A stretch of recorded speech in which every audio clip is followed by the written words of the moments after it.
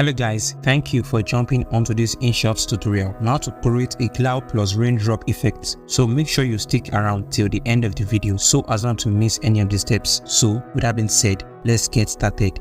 Open Inshot video editor and create a new video, then add your photo. So this is the photo to create the cloud plus raindrop effect.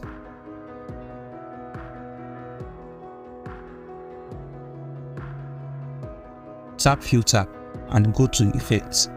Navigate to weather and select the flash drip effect. Be sure to clip the effect to the end of the video.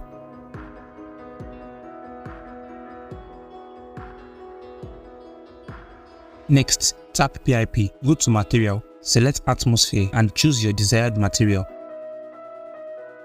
Tap autofill for full screen. Finally, tap canvas and select 9:16. You've just created a cloud plus raindrop effect using Inshot video editor.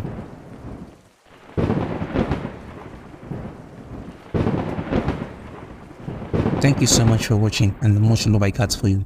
Peace.